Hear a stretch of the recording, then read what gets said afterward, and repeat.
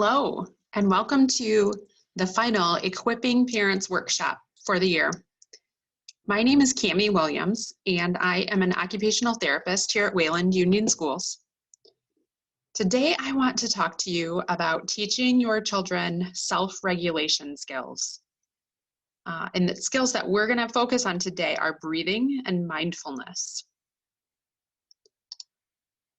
What is self-regulation? By definition, from yourtherapysource.com, self-regulation is the ability to monitor and manage your energy states, emotions, thoughts, and behaviors in ways that are acceptable and produce positive results. In essence, it's how we deal with stress, and it really lays the foundation for all other activity. So to have good self-regulation, you must be able to filter out sensory input in the environment. You need to stay focused. You need to have self-awareness and emotional intelligence. It takes a lot of energy to do this. And the sooner we learn this skill, the better off we are. The book I chose for our workshop today is titled Breathe Like a Bear. It is by Kira Willie. She is an award-winning children's music artist, author, and a kids yoga and mindfulness expert. From her website, she says, "I believe that simple mindfulness practices are essential learning for our kids who are growing up in a turbulent world." I think we can all attest to that right now with the pandemic, for sure. Their consumption of media is at an all-time high, and the pressures of school testing, packed schedules, and stressed out adults around them can take a toll on our children. And the more hours kids spend sitting, often in front of screens, the more disconnected they are from themselves. Simple and fun mindfulness exercises can help kids develop self-awareness, learn tools to recognize how they're feeling, and teach them to pause before reacting. They can also help kids release anxiety, improve their ability to focus, and develop compassion and empathy for others. What more valuable skills can we give them? So what is mindfulness? Jon Kabat-Zinn is an internationally known professor, author, and researcher in the field of mind and body medicine. And he says mindfulness is paying attention in a particular way, on purpose, in the present moment, non-judgmentally. So it's a big, long definition, but basically it's being mindful. Research shows that mindfulness has a positive impact on the following things and more: social emotional skills, attention, learning and cognition, and just our overall well-being. How does it work? Well, if you think of our brain like a triune brain, that we have three parts, the survival part, what it does is it turns off that reactive survival part of the brain, the fight or flight or freeze. It calms down our limbic system or our emotional brain. So this affects regulation, and it also includes things like empathy, affiliation and connection, and tolerance. And then it turns on the frontal lobes. So the frontal lobe is your thinking brain. So we need this to do reasoning, to solve problems, to be creative, and also anticipate consequences of our actions, to think ahead. So being mindful creates space to pause. It replaces our impulsiveness with thoughtful responses. So just another visual for you guys. What we can have without mindfulness is that automatic reaction after a stimulus. But with mindfulness, if we are presented with a situation or a stimulus, we have time to pause before we respond and react. So the book is broken up into 5 different sections. They are be calm, focus, imagine, make some energy, and relax. And even though I love all of these activities, I'm just gonna highlight my favorites today and read those out loud with you. I know you don't need me to read the whole book, even though it's fun and I would love to. So we're gonna start with some of the breathing activities that they have. Almost every exercise and activity in this book includes breathing. So breathing's pretty important. Breathing balances the sympathetic and the parasympathetic nervous systems. It increases oxygen, which helps with cell growth, recovery, and function. And it helps to increase our energy levels. It also helps to build up our immune defense. And when we change our breathing patterns, we can also change our emotional patterns. So let's get started. Candle breath is the first one.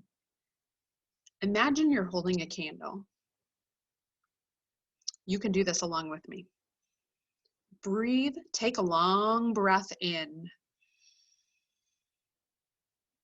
And slowly blow the air out toward your candle. You want to make your candle flame wiggle, but don't blow it out. Long breath in. Slow breath out. Long breath in. Slow breath out. Long breath in.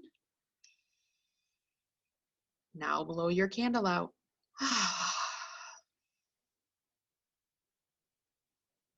So these are all fun ones to do with kids, but take your time when you're reading these. Do this along with them. Have fun with it. The next one is, it also is the title of the book. So it's the bear breath. Pretend you're a bear, hibernating for the winter. When bears hibernate, they breathe slowly, in and out through their noses. Take a long breath in through your nose and let it all the way out. Take another long breath in through your nose and let it all the way out. Feel how cozy and safe you are in your bear cave. Take one more really long, slow breath in through your nose and let it all the way out.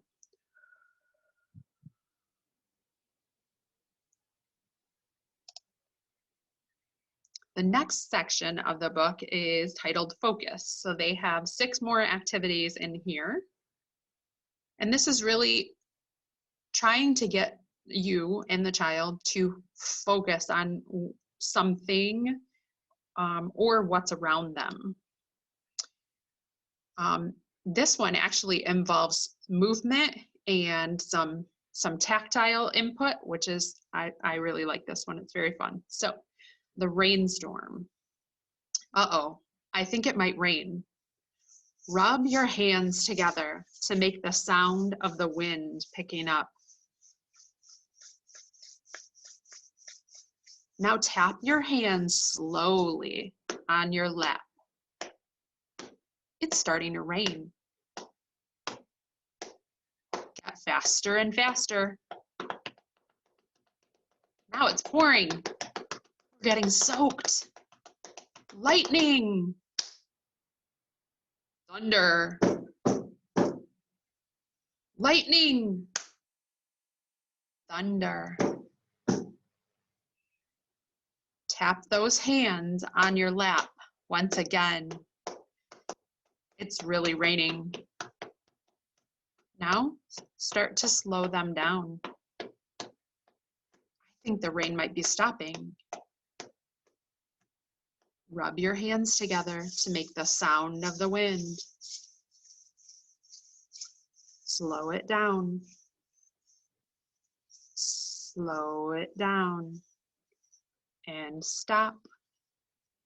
Everything is still and quiet.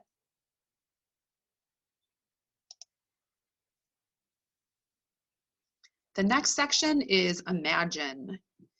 So this again has 6 more activities, and these are more focused on giving some imagery or some visualization. So this one is imagine you're a tree. You have roots growing down into the earth, holding your trunk steady and strong. Your branches are reaching up high. What kind of tree are you? You can be any kind of tree you want. Decide what color leaves you have, what your branches look like, and how tall you are. See your whole tree in your mind. Remember, your tree has strong roots that hold you safely in the ground and strong branches that reach up toward the sky. So this is a good one. I like to pause in between when I ask those questions. What kind of tree are you? Or decide what color leaves you have. Maybe the first couple of times we have a discussion about this and we just talk about it so that they can picture it in their mind. Today I'm going to be. Take a long breath in. Let it all the way out and hold your body still. Think about how you want the rest of the day to go. Pick a good word to finish this sentence. Today I'm going to be. Maybe you finish it with friendly, or kind, or helpful. Choose a good word that you like to finish the sentence. When you pick your word, if you want to, tell a grown-up about it. Remember your word and do your best to make it happen. So this one I really like because it involves positive self-talk. Positive affirmations are great. Sometimes we have a bad attitude. And so maybe we start the day with this one. And if we put a positive spin on it or say this day is going to be good, it'll only get better from here. I am going to be happy today. Whatever your affirmation is, it helps you to make it happen. The next section is make some energy. And this one here, wake up your face, just has kids starting to become more aware and use those muscles in their body. So wake up your face. Open your eyes wide and blink them 3 times. Wiggle your eyebrows up and down. Wiggle your nose like a bunny. Open your mouth real wide and wiggle your jaw back and forth. Stick your tongue out as far as it will go. Can you make a fishy face? Wiggle your whole head around. Now, hold your body still. Take a long breath in and let it all the way out.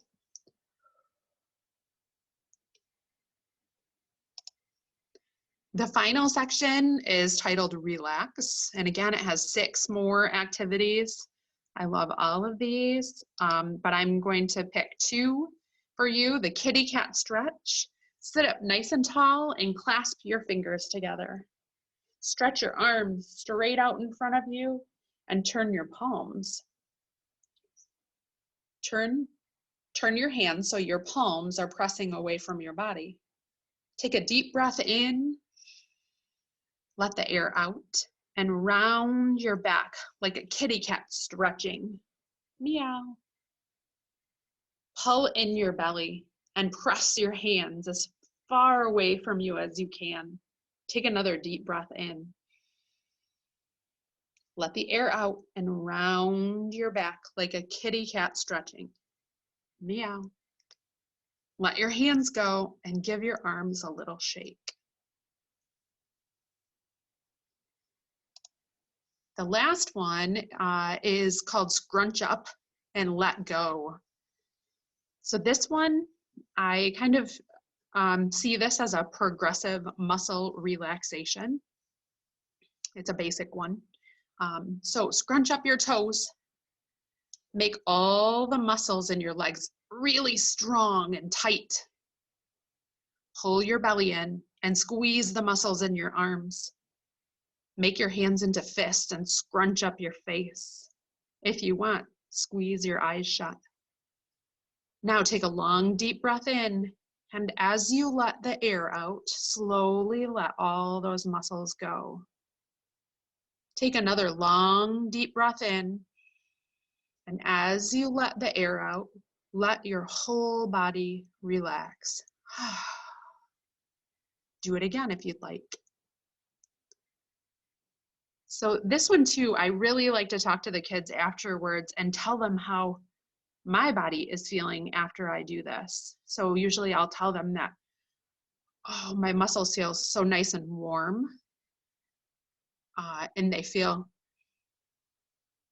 looser or a little less tense. So Breathe Like a Bear, this book, uses many physical and mental strategies to help with self-regulation. So the book is, I believe it's geared towards ages 3 to 6, maybe 3 to 8. So it's for our younger kids, but a lot of these strategies we can use, and we don't have to give them the Breathe Like a Bear title to make it work for older kids and adolescents and even adults. So some of the physical things that they include in the book are breathing, stretching, progressive muscle relaxation. These are all terms that you can search up online. Kira has music videos on YouTube to go with her activities, and they're great for the young kiddos. But these are terms that you could look up if you have an older child that you really want to get using some of these things.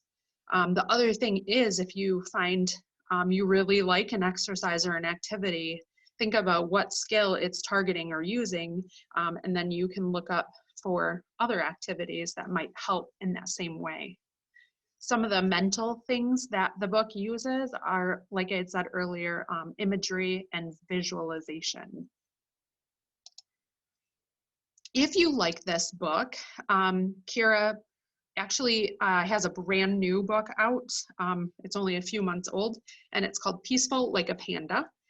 It has 30 more mindful moments for playtime, mealtime, bedtime, or anytime. These are just a few other activities that I love to use in my therapy sessions, and I think they would be great for home as well. Yoga pretzels are great. It's a deck of cards that have the pictures and then instructions to go along with the yoga poses. Yoga is another activity that is amazing for self-regulation, and you know, it is the simplest, it's the most beneficial, non-competitive, or very athletic form of exercise. All kids can do yoga, even if they're challenged or impaired in some way. It benefits everyone, and it can be done anywhere. You can do chair yoga, you can do yoga on the floor or in your car, things like that. So yoga improves your coordination and balance. It increases flexibility and strength, but it also helps with focus and concentration. So the other activity on here is Mindful Kids, and this is another deck of cards. It comes with 50 mindfulness activities, and these are just kind of like a step up from Breathe Like a Bear. They have more details. or they actually take the exercises to another level. So some good ideas to take things to the next step. I wanted to give you guys just a few ideas for sometimes just looking at the book and reading it. The kids are, if they're very young, or if they're not understanding the concept, sometimes you need a visual or something to actually do with your hands and your body. So for breathing, I encourage you to use these activities in coordination with the exercises from the book. Feather or scarf blowing. So you can use a feather or a scarf and ask the kids, kind of like the candle breath, make it move, but don't make it blow away. So they're practicing controlling that breathing out.